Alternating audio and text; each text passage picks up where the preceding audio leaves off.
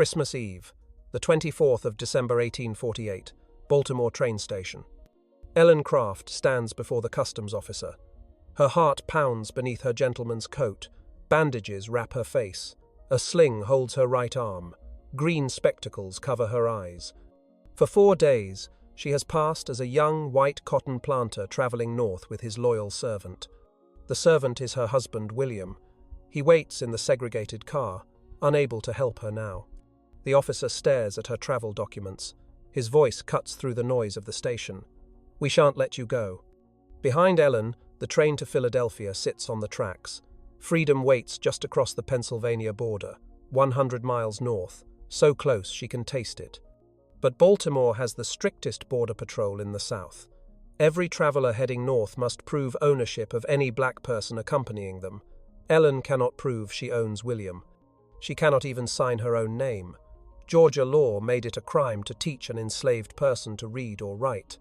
The disguise has worked for 1,000 miles, through Macon, through Savannah, through Charleston, through every checkpoint and steamship and hotel lobby in the slave South. White men have shared meals with her, offered her cigars, warned her about abolitionists who might steal her property. None of them suspected. Now this officer stands between Ellen and everything she has risked her life to reach. If he demands proof, the disguise collapses. They drag her to the back rooms. They send word to Georgia. They return her to bondage along with the husband she was trying to save. 1,000 miles of deception, 4 days of terror, and it all comes down to this moment. The officer folds his arms and waits. To understand what Ellen Craft is about to do, you need to understand what white Southerners believed about the people they held in bondage. They believed black people were inferior, incapable of sophisticated thought, certainly incapable of planning an escape that required intelligence, nerve, and sustained deception across multiple states. The entire system was designed around this assumption. Checkpoints at every train station, patrols on every road, registration books at every hotel, laws requiring documentation for any black person traveling with a white companion. White Southerners were confident. Their system was perfect. Escape from the Deep South was impossible. Ellen Craft was born in Clinton, Georgia, in 1826. Her father was Major James Smith, a wealthy white plantation owner. Her mother was Maria, an enslaved woman in his household. Ellen inherited her father's light complexion. She looked so white that visitors to the Smith plantation frequently mistook her for a member of the family. This infuriated the mistress of the house. At 11 years old, Ellen was given away as a wedding present to her half-sister and sent to Macon, Georgia. Separated from her mother, treated as property by her own blood relatives. In Macon, Ellen met William Craft. William had watched his entire family sold off to pay his former enslaver's gambling debts. His mother, his father, his brother, his sister, all sold separately, all scattered across the South. William was 16 when he stood on an auction block and watched strangers bid on his body. He became a skilled carpenter. His new owner hired him out to a cabinet-making shop and collected most of his wages. William saved what little he could keep. He dreamed of freedom. He dreamed of a family that no one could tear apart. Ellen and William married in 1846, but they made a painful decision. They would not have children. Ellen had seen too many mothers watch their babies sold away. She refused to bring a child into a world where that child would belong to someone else. For 2 years, they searched for a way out. The obstacles seemed insurmountable. Macon sat deep in the Georgia interior, 1,000 miles from the free states. Every road heading north ran through slave territory. Patrols stopped black travelers and demanded papers. Bloodhounds tracked runaways through swamps and forests. The punishment for failed escape was severe: whipping, torture, sale to the brutal cotton plantations of the Deep South, sometimes death. No enslaved person had ever escaped from Macon by walking openly through the front door of the system. The very idea was absurd. Black people traveled in segregated cars, subjected to constant scrutiny. White people traveled in comfort, their movements unquestioned. Then William had an idea, an insane idea, an idea so audacious that Ellen initially refused to consider it. What if Ellen did not run from the system? What if she walked through it? What if she used her light skin to pass as white? Not just white, but a white man, a southern gentleman, a slaveholder traveling north with his property. William would play the role of her servant, loyal, obedient, invisible. They would hide in plain sight. They would use the racism of the South against itself. They would let white arrogance blind their enemies to what stood right in front of them. It was impossible. It required Ellen to deceive every white person she encountered for days, to sit among slaveholders and share their meals, to perform a role she had never rehearsed in a world designed to destroy her. But Ellen looked at the alternative: a lifetime in bondage, children born into chains, a family that could be torn apart at any moment. She agreed to try. December 21st, 1848. Before dawn. Macon, Georgia. William cut Ellen's hair to neck length. She pulled on the trousers she had sewn herself. She buttoned the gentleman's coat. She wrapped bandages around her face, hiding her smooth skin and giving her an excuse to avoid conversation. She put her right arm in a sling so no one would expect her to sign hotel registers or travel documents. Finally, she placed green spectacles over her eyes and a top hat on her head. William looked at his wife. She had transformed into a sickly young white planter. He took her hand and spoke words that would echo through history. "Come, my dear, let us make a desperate leap for liberty." They walked to the Macon train station separately. Ellen purchased 2 tickets to Savannah, first class for herself, the segregated car for William. They boarded without looking at each other. The first close call came within minutes. Ellen settled into her seat and turned to look out the window. When she turned back, her blood froze. Sitting beside her was a man she recognized immediately, a friend of her enslaver, a man who had dined at the house where Ellen served, a man who had known her for years. He smiled at her. "It is a very fine morning, sir." He did not recognize her. The disguise worked. But Ellen knew she could not sustain a conversation. Her voice might betray her. Her answers might contradict something he knew about the household. She feigned deafness. For the next several hours, she ignored his attempts at conversation, pretending she could not hear. The man eventually gave up and left her alone. They reached Savannah, then Charleston. At each stop, Ellen played her role. She ate breakfast with a steamboat captain who marveled at what a fine and attentive servant she had. White men warned her about abolitionists in the North who might try to steal her property.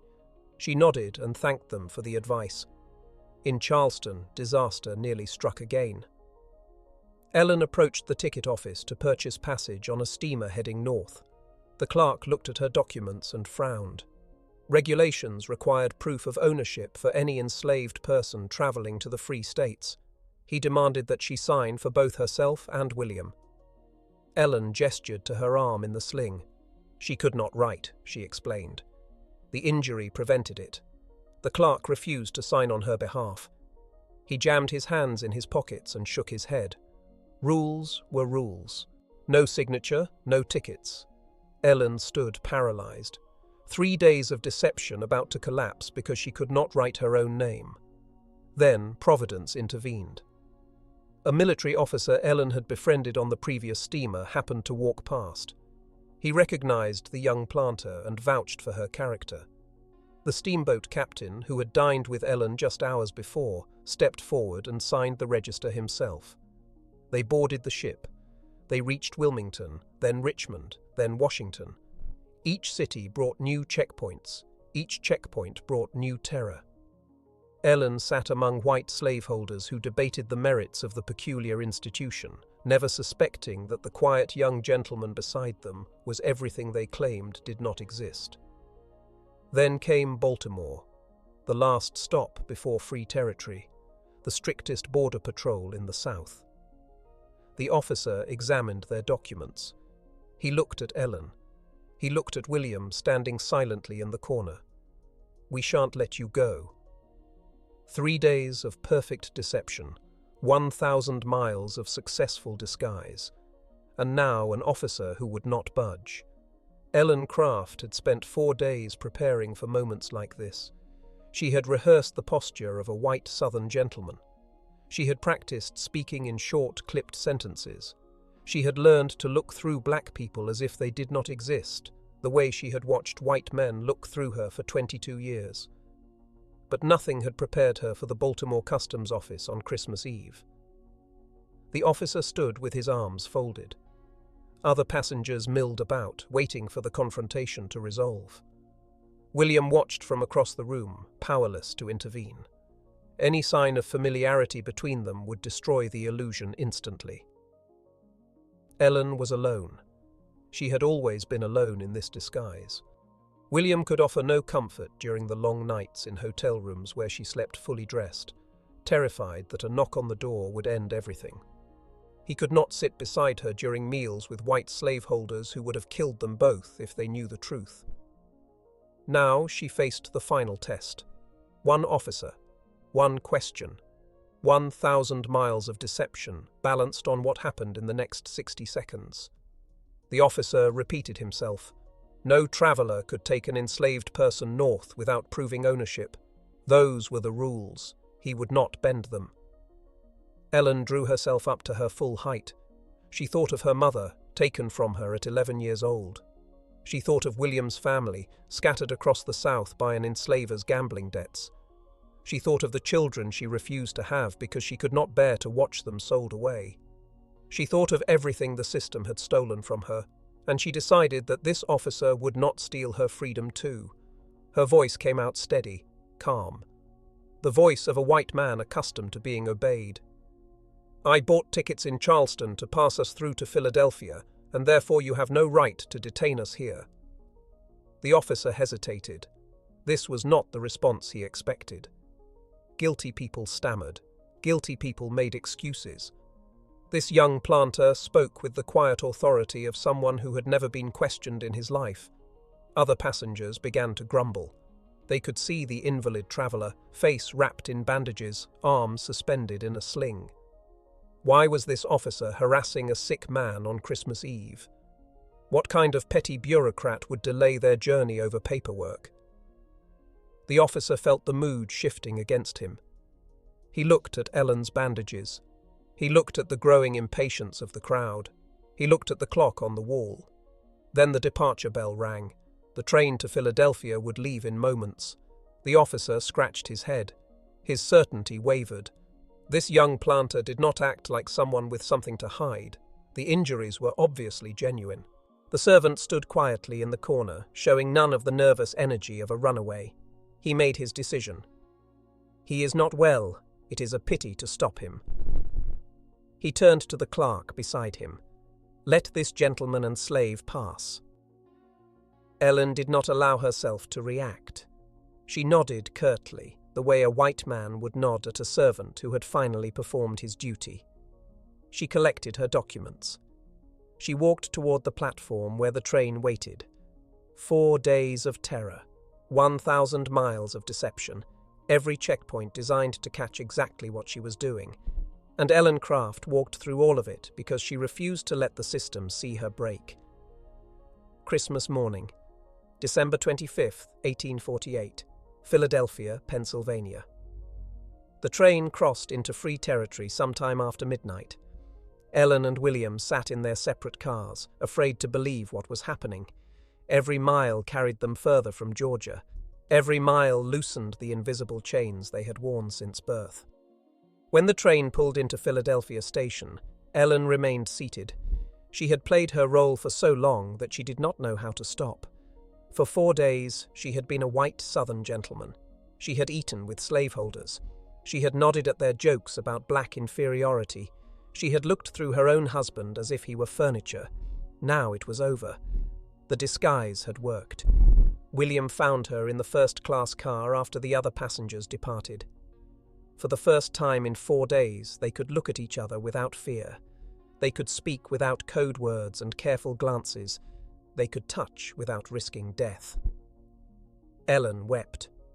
William would later write that she cried like a child.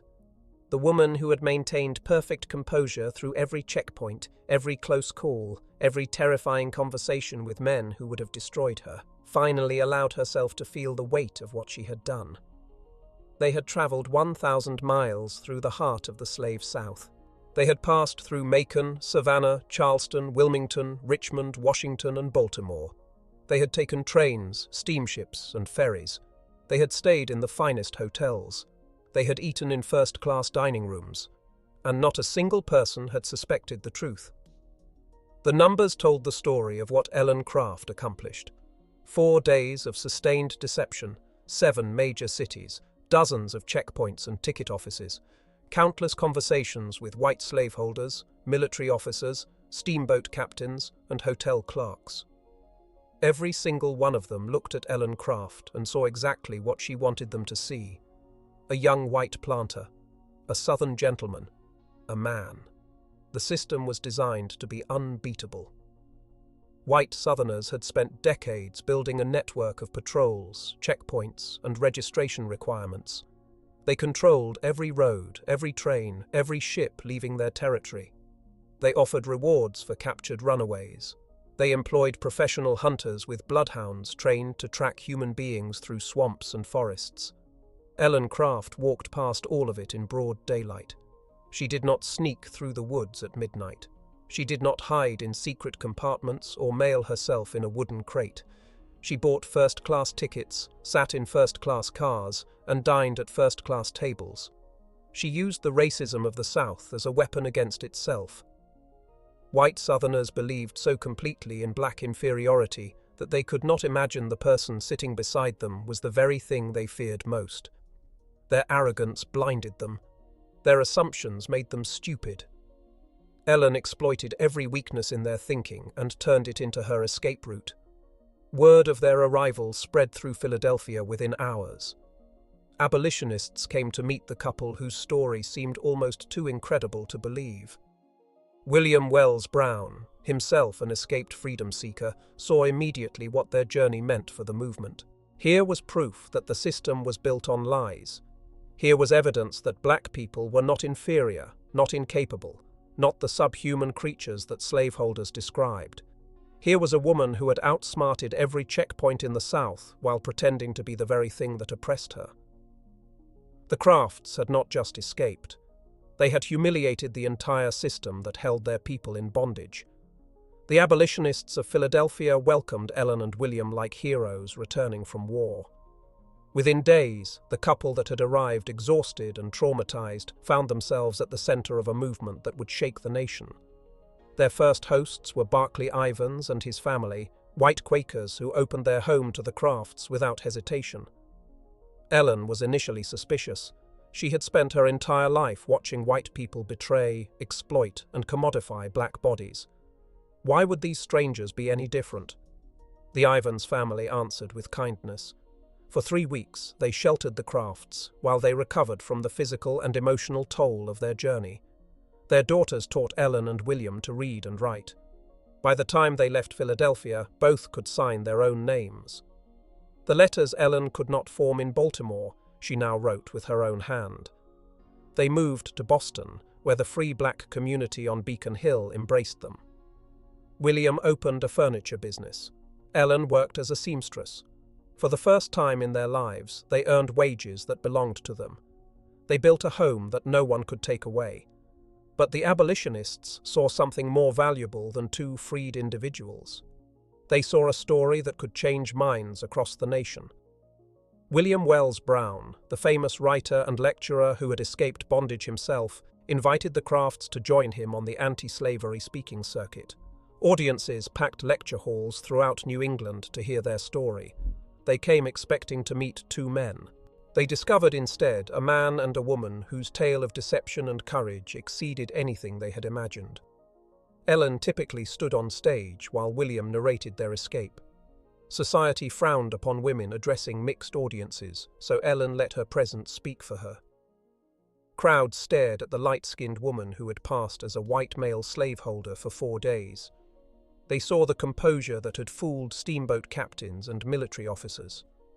They understood, perhaps for the first time, how completely the system had underestimated black intelligence. Newspapers across the country carried their story. The Liberator, the leading abolitionist publication, reported on their lectures and printed accounts of their journey. Supporters described Ellen's bravery in terms usually reserved for soldiers and statesmen. Then came the recognition that mattered most. The system that had tried to keep them in chains was forced to acknowledge what they had accomplished. In 1850, Congress passed the Fugitive Slave Act. The law required citizens of free states to assist in capturing escaped black people and returning them to bondage. Heavy fines punished anyone who helped runaways. The legislation was designed to reach into Boston itself and drag people like the Crafts back to Georgia. Ellen's former enslaver sent 2 bounty hunters north to retrieve his property. Willis Hughes and John Knight arrived in Boston with a warrant for the Crafts' arrest. They expected to collect their prize and return south within days. They had miscalculated badly. The city of Boston rose up to protect Ellen and William. Abolitionists plastered the streets with posters warning residents about the slave catchers. Crowds gathered outside their hotel, making clear that any attempt to seize the Crafts would be met with resistance. The Vigilance Committee moved Ellen between safe houses while William armed himself and prepared to fight. At a public meeting in Faneuil Hall, Frederick Douglass pointed at the Crafts and asked the crowd a simple question. "Will we permit a fugitive to be captured in Boston?" The answer came back as a roar. "No!" The bounty hunters retreated from Boston empty-handed. But Ellen and William knew the Fugitive Slave Act had changed everything. They were no longer safe anywhere in the United States. The law that protected them in Massachusetts could be overturned by any federal marshal with a warrant. Their freedom depended on the courage of strangers willing to defy the government on their behalf. They made the difficult decision to leave America entirely. Before departing, their friend Reverend Theodore Parker performed a ceremony that Georgia had denied them. He married Ellen and William according to the laws of a free state. For the first time, their union was recognized as legitimate. They were no longer 2 people bound by a ceremony that white society considered meaningless. They were husband and wife. In November 1850, they boarded a ship bound for Liverpool. William would later write that they did not feel truly free until they stepped onto English soil. Only then did the fear finally lift. Only then could they walk down a street without wondering if a stranger had come to drag them back to Georgia. England embraced them. Abolitionists across Britain invited them to speak about their escape and the horrors of American bondage. They appeared at the Great Exhibition in London in 1851, walking arm in arm with white supporters through the American section. The sight scandalized visiting slaveholders who could not believe what they witnessed. A black couple treated as equals. A woman who had outsmarted their entire system, standing proudly among British aristocrats. The Crafts spent 19 years in England. They raised 5 children, all born free. They pursued the education that Georgia had denied them under penalty of death. Ellen became fluent in reading and writing, the same skills that could have gotten her killed just years before. William studied, taught carpentry, and even traveled to West Africa to encourage legitimate commerce as an alternative to the slave trade. In 1860, they published their memoir. Running 1,000 Miles for Freedom told the full story of their escape in their own words. The book reached audiences across Britain and America. It became one of the most powerful narratives to emerge from the abolitionist movement. Readers who had doubted whether such an escape was possible found themselves confronted with meticulous detail and undeniable truth. When the Civil War ended and the 13th Amendment abolished bondage throughout the United States, Ellen and William could finally return home.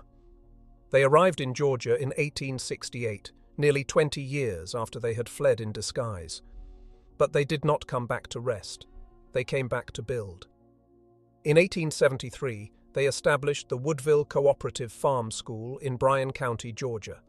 The school educated the children of formerly enslaved people, teaching them the reading and writing and practical skills they would need to survive in a hostile world. Ellen and William poured their remaining years into this work, determined that the next generation would have opportunities they had been denied. The school struggled against economic hardship and the violent opposition of white supremacists. The Ku Klux Klan burned their property. Local authorities harassed them constantly. But the Crafts persisted until age and exhaustion finally forced them to stop. Ellen Craft died in 1891. William followed in 1900. They were buried in Georgia, the state that had once claimed to own them. 1,000 miles, 4 days, a disguise that fooled an entire system. Ellen Craft did not just escape bondage. She proved that the foundation of white supremacy was built on arrogance and lies. She walked through the front door of the system, sat in its first-class cars, dined at its finest tables, and exposed it as the fraud it always was. They said black people could not outsmart them. Ellen Craft proved them wrong with every mile.